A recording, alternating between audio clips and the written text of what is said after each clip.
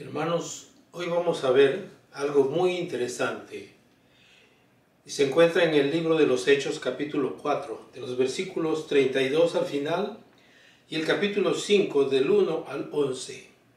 Y dicen: y la multitud de los que habían creído era de un corazón y un alma, y ninguno decía ser suyo propio nada de lo que poseía, sino que tenían todas las cosas en común.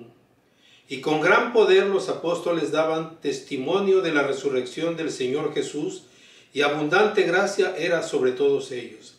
Así que no había entre ellos ningún necesitado, porque todos los que poseían heredades o casas, las vendían y traían el precio de lo vendido, y lo ponían a los pies de los apóstoles, y se repartía a cada uno según su necesidad.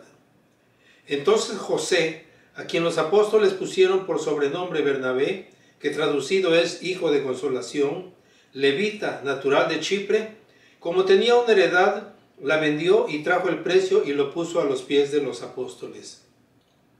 Pero cierto hombre llamado Ananías, con Safira su mujer, vendió una heredad y sustrajo del precio, sabiéndolo también su mujer, y trayendo solo una parte, la puso a los pies de los apóstoles. Y dijo Pedro: Ananías, ¿por qué llenó Satanás tu corazón para que mintieses al Espíritu Santo y sustrajeses del precio de la heredad? Reteniéndola, ¿no te quedaba a ti? ¿Y vendida no estaba en tu poder? ¿Por qué pusiste esto en tu corazón? No has mentido a los hombres, sino a Dios. Al oír Ananías estas palabras, cayó y expiró. Y vino un gran temor sobre todos los que lo oyeron. Y levantándose los jóvenes, lo envolvieron y sacándolo lo sepultaron. Pasado un lapso como de 3 horas, sucedió que entró su mujer, no sabiendo lo que había acontecido. Entonces Pedro le dijo: dime, ¿vendiste en tanto la heredad? Y ella dijo: sí, en tanto.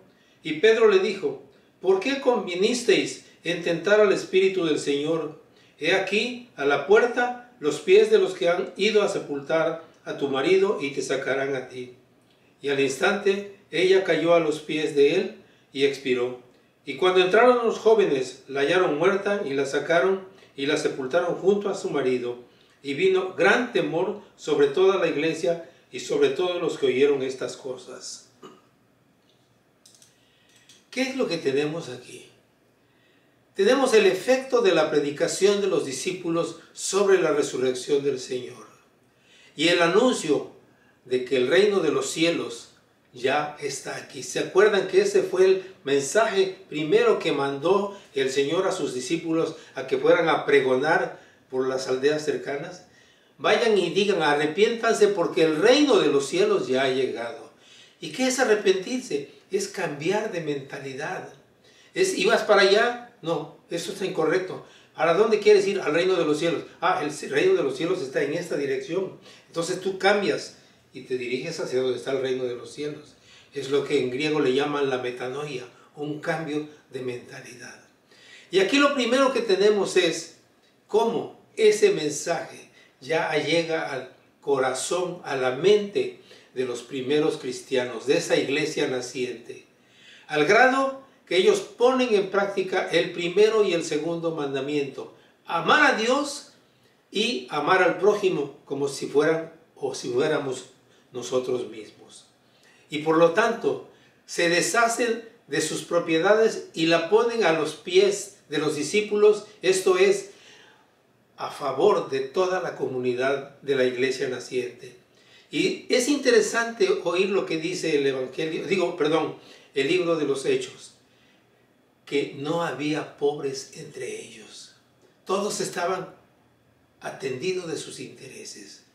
Y este es el cambio que resulta de cuando Cristo viene a morar en nuestros corazones. Nosotros ya no nos sentimos dueños de lo que era nuestro. Ahora todo es de todos. Aquí no hay hambriento, porque si alguien tiene hambre, aquí está la comida para ese hambriento. Y ahora lo estamos viviendo en estos tiempos de la pandemia, como muchos están haciendo el esfuerzo de traer de lo que no tenían aparentemente y lo están poniendo a disposición de la comunidad. Y ese es el cambio que se produce cuando Cristo viene a nuestro corazón, a nuestra mente. Dejamos de pensar en nuestros intereses y ponemos en práctica lo que el Señor dijo a los que lo querían seguir. Si alguno quiere venir en pos de mí, niéguese a sí mismo, tome su cruz y sígame. Negarse quiere decir renuncia a tus pretensiones, a tus intereses, a tu dinerito que tenías ahí guardado para algún día y ponlo a los pies de la iglesia, de los necesitados. Y aquí entre ellos el ejemplo lo pone un muchacho, voy a ponerlo en esas palabras, llamado José, pero que los discípulos le ponen un nombre arameo que quiere Bernabé, que quiere decir hijo de consolación. Y este vende su terrenito o su terrenote, no sabemos, parece que era un terrenote, y trae todo el dinero y lo pone a disposición de los discípulos para que ellos lo administren en bien de la iglesia naciente. Pero esto le pica la mente a un señor llamado Ananías y a una señora llamada Zafira, una pareja, que dicen, bueno, es momento de quedar bien con todos, vamos a vender ese terrenito que no nos sirve y vamos a llevar una parte y con la otra nos quedamos porque necesitamos comer, necesitamos tener un ahorrito. El pecado, como le dice Pedro, no está en haberse quedado con una parte, sino con tratar de engañar no a los hombres, no a los discípulos, sino a Dios mismo. Por eso le pregunta a Ananías, ¿eso es todo el dinero que te dieron por la venta? Sí, Señor, eso es todo lo que me dieron. ¿Y por qué te quedaste con una parte? No estás tratando de engañar a nosotros, a los hombres, estás tratando de engañar a Dios, al Espíritu Santo.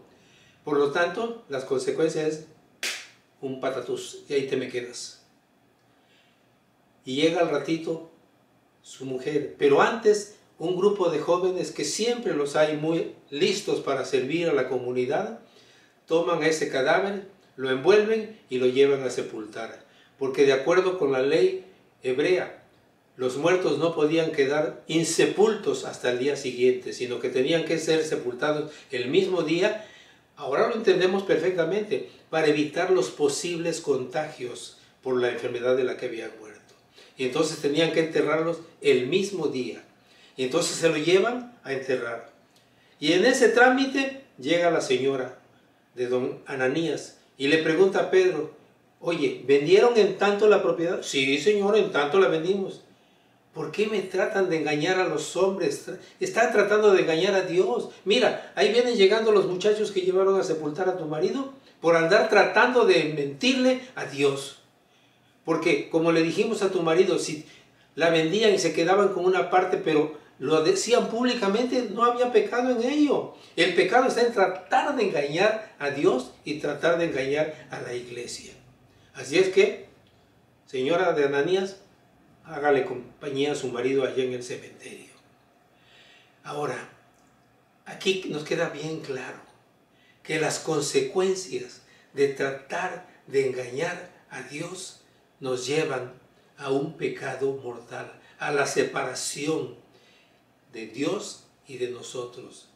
Romanos 3:23, todos son pecadores, todos hemos pecado y por lo tanto estamos apartados, destituidos de la gloria de Dios. Pero hay una manera de arreglar esa condición. ¿Y eso qué es? Aceptando el mensaje de que el reino de los cielos ya está aquí y que lo primero que tienes que hacer para entrar al reino de los cielos es poner a Dios en primer lugar en tu mente, en tu corazón, y poner a tu prójimo como si fueras tú mismo. Ese es el segundo gran mandamiento. Así se lo dijo Dios al estudioso de la ley. El primer mandamiento es amar a Dios con todo tu corazón, toda tu alma, toda tu fuerza, todo tu entendimiento y todo tu poder. Y el segundo, aunque no me lo hayas preguntado, es muy similar a este. Amar a tu prójimo como a ti mismo. Ama al prójimo, al que está a tu lado, como si fueras tú mismo. ¿Qué aprendemos de todo esto? Aprendemos que cuando Cristo viene a nuestra vida, a nuestra mente, a nuestro corazón, cambia nuestra manera de ver el futuro de nuestra vida. Ya no nos preocupan los bienes materiales, ahora nos preocupan los bienes espirituales.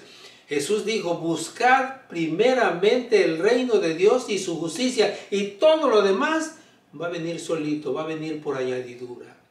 Entonces, cuando nosotros aceptamos a Cristo, Él se encarga de recordarnos a cada momento que en primer lugar en nuestro corazón está Él, está Dios. Y que en segundo lugar está nuestro prójimo, como si fuéramos nosotros mismos. Amarlo, preocuparnos por Él, como si fuéramos nosotros.